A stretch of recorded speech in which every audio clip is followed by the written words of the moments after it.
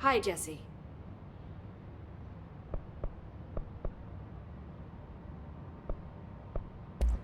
I keep finding traces of Darling, but still can't find him. Where could he be? But he's usually in his office in research or one of his labs. Dr. Darling has quite a few all around the Bureau. Could be hiding in any one of them. I check myself, but I don't have access to most of them. Sounds like I touched a nerve. He didn't let you into his labs? Not all of them, no. Some had volatile material. It's ridiculous. I mean, this whole place is volatile material. Could have at least thought up a more convincing lie. I mean, how can I work without access to all the data possible?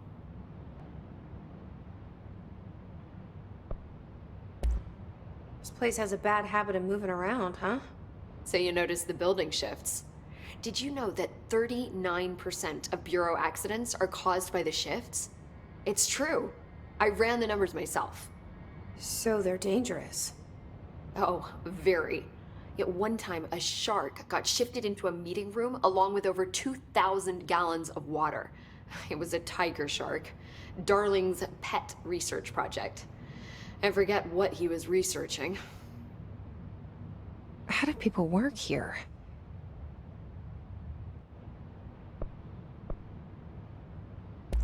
You said you're an assistant? Oh, it's just a title. I'm a scientist, a researcher. I work for Dr. Darling. See, when Bureau agents go out in the field, the sites of altered world events, we study the materials, the altered items they bring back. It's always something we've never seen before, and studying them requires new instruments, methodologies, sometimes entirely new fields of science. Emily really loves her job. See, there's no guidebook for what we do here. Everything that happens at the Bureau, including the science, is without precedent. What exactly is the Ocean View Motel? That's a bigger question than you might think. You see, I have extreme doubts that the motel is a single place. I mean, look at all the doors inside it. Where do they all go? We know that one door leads to the oldest house, but how come we can only ever open that one door? Maybe to open a door, you have to have entered through it. So if every door leads to a different dimension, plane, reality, whatever you want to call it, then I believe that the motel is firm proof that parallel universes exist. Does Darling agree with that? I haven't told him yet. I'm waiting until I can prove it.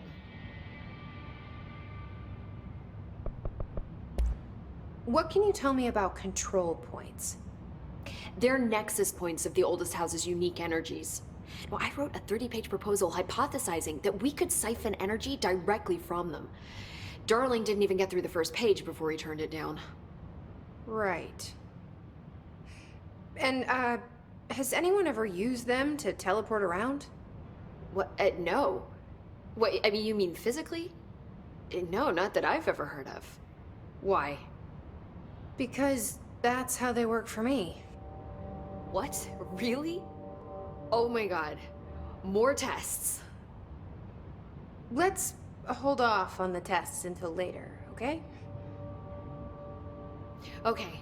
It's just, wow. I mean, this blows my control point theories right out of the water. I love it.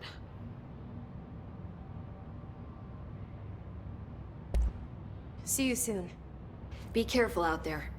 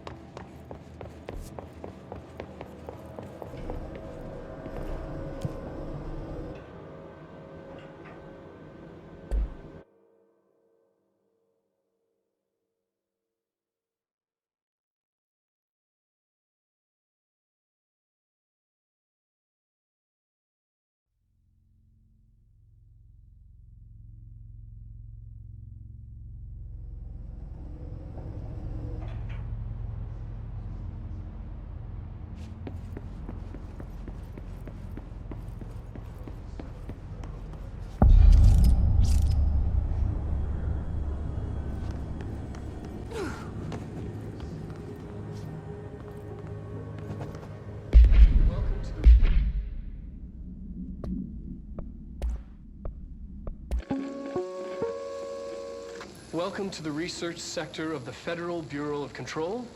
I'm Dr. Casper Darling, head of research. Somebody thought this video would make for great internal communications. I'm looking at you, Mr. Tomasi. So, this is where the magic happens. Anyway, I've been here for 24 years now. I've always been here.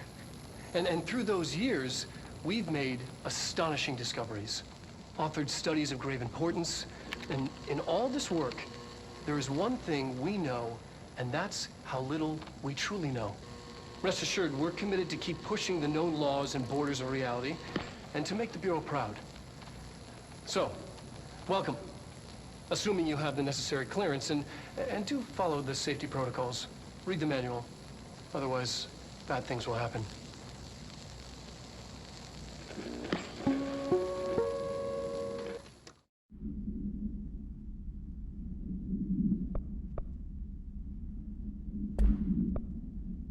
Research sector of the Federal Bureau of Control. I'm Dr. Casper Darling, head of research. Somebody thought this video would make for great internal communications. I'm looking at you, Mr. Tomasi. So, this is where the magic happens. Anyway, I've been here for 24 years now. I've always been here.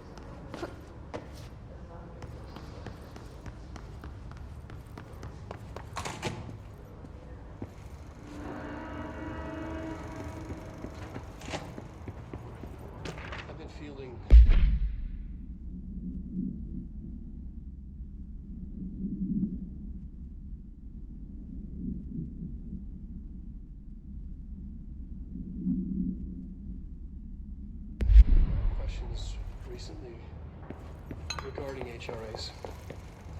What are they for? Do you always need to wear them? And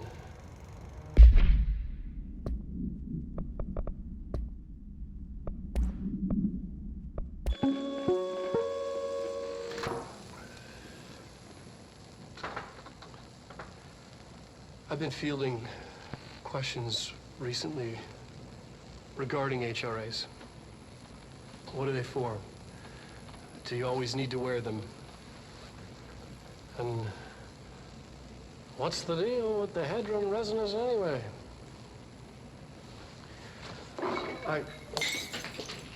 Fuck. Despite what you may have heard, HRAs are not monitoring devices. We're not tracking your movements or listening to your conversations while you're wearing them. We do that regardless whether or not you're wearing an HRA. Think of them as a life preserver. Only instead of water, the thing HRAs protect you from is classified. One day that classified, not water, might pour in, and you'll be glad you got an HRA keeping you afloat. And if you don't have an HRA, don't worry. It'll be quick and painless. Kidding. I'm kidding.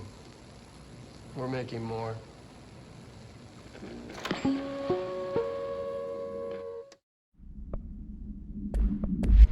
What's the deal?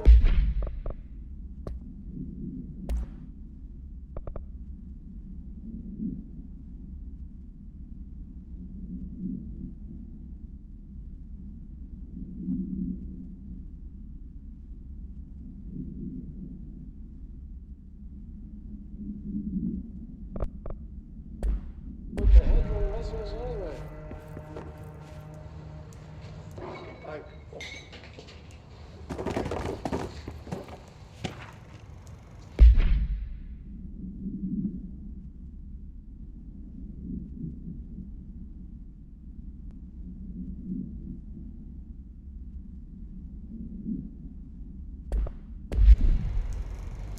Despite what you may have heard, HRAs are not monitored.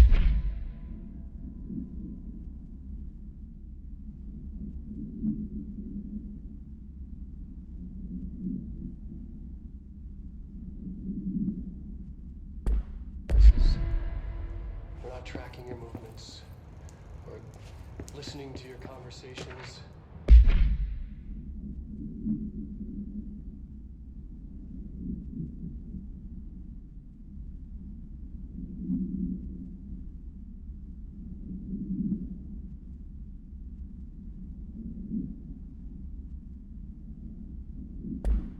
While you're wearing them. You do that regardless whether or not you're wearing an HRA. Think of them as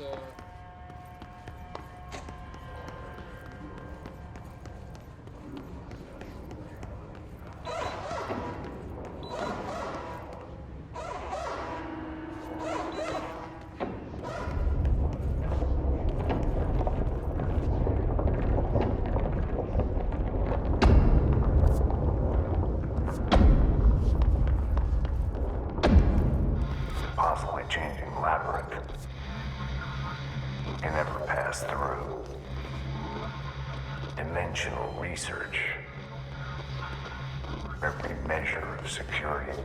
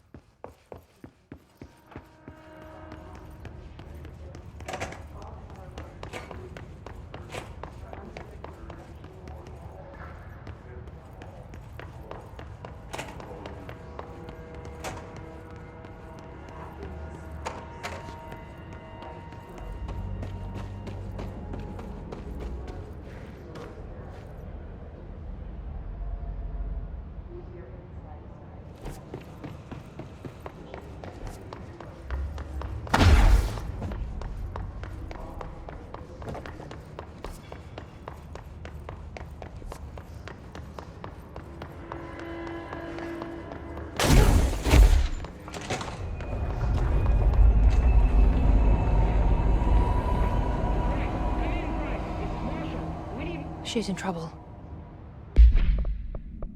I need to reach her.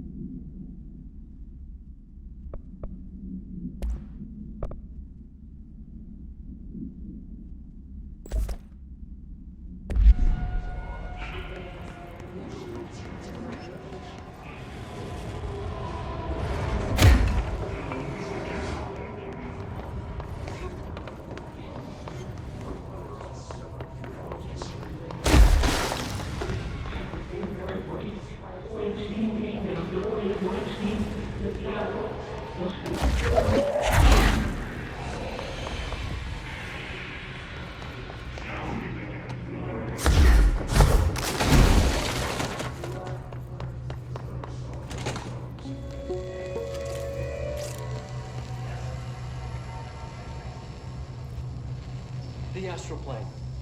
Similar...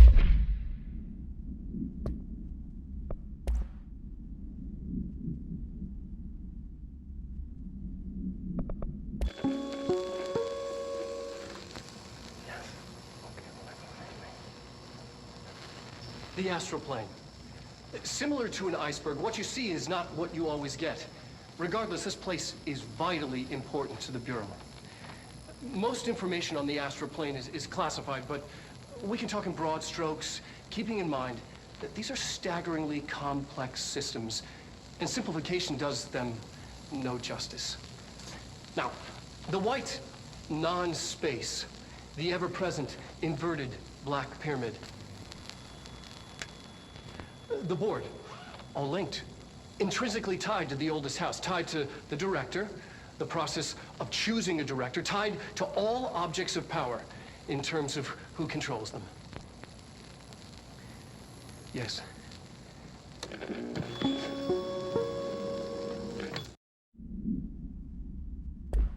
To an iceberg, what you see is not what you always get. Regardless, this place is vitally important to the Bureau.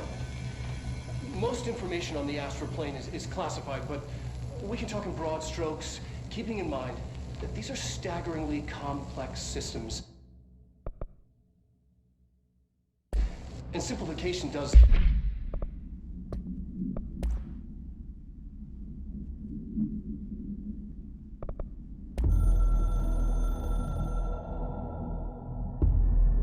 I'm averse to using objects of power. I don't want to lean on things I ultimately can't trust. But the ashtray and the cigarette, smoking there forever, have their uses. The ashtray maze they conjure is an impossibly changing labyrinth that no one but the binder, and those the binder invites, can ever pass through. The things we hid in dimensional research, the things Darling studies, the danger and the risk involved, call for every measure of security and protection I could bring to the table. The maze, hands down, is our strongest lock. I gave Darling and his chosen crew license to pass through the maze. Lately, I've started to think I should revoke that license.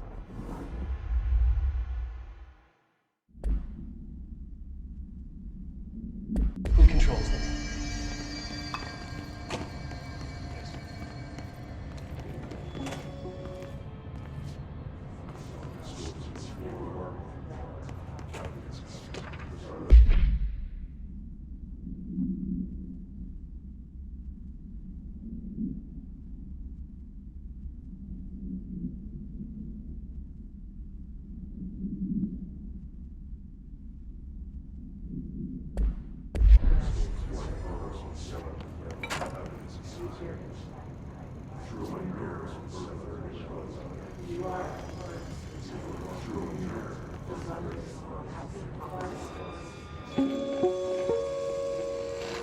An early hypothesis was that the mindscape of the astral plane is subjective.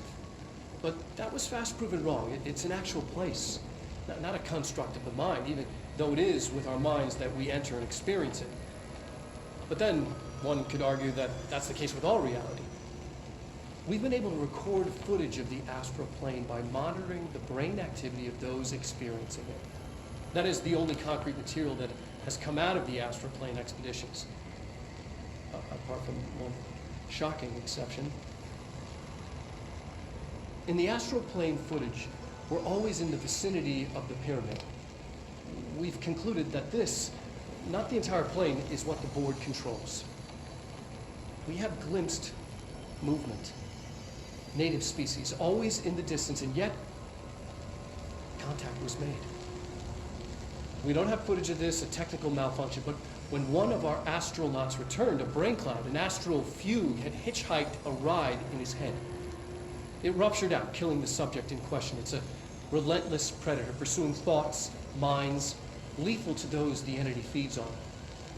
Proper containment protocols are to be observed when dealing with it.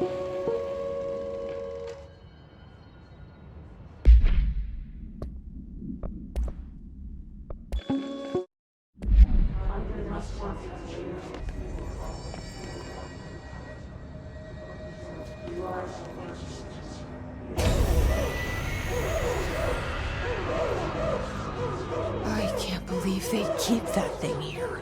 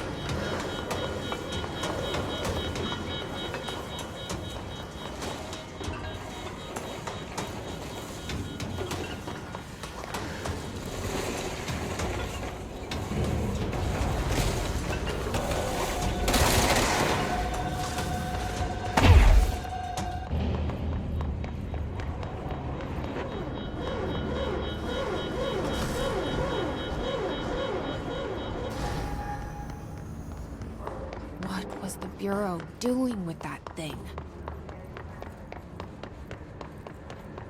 Someone answer, damn it! We need backup down here! Marshall, are you still there? Shit. We're so close. We need to hurry.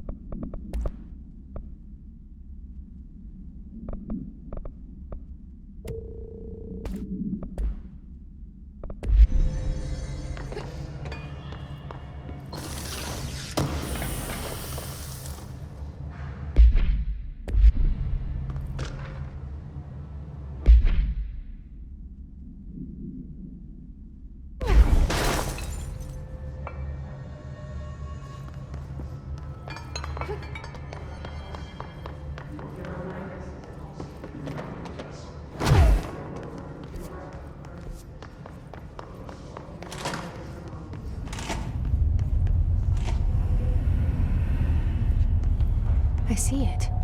Another object of power? They're just standing there, mesmerized by it.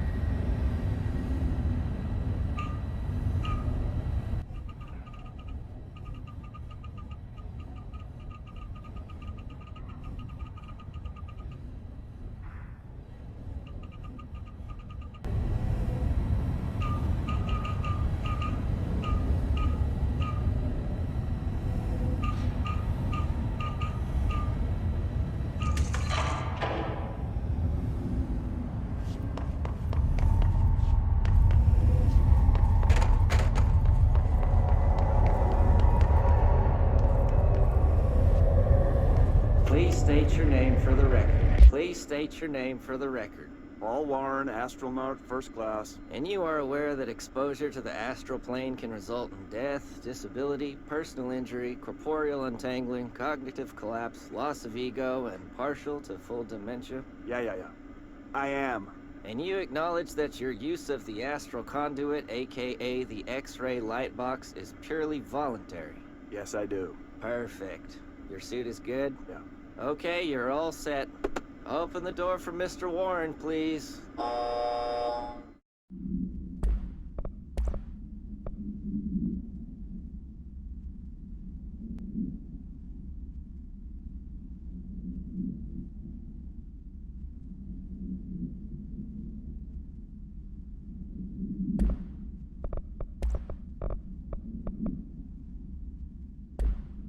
Paul Warren, astronaut, first class.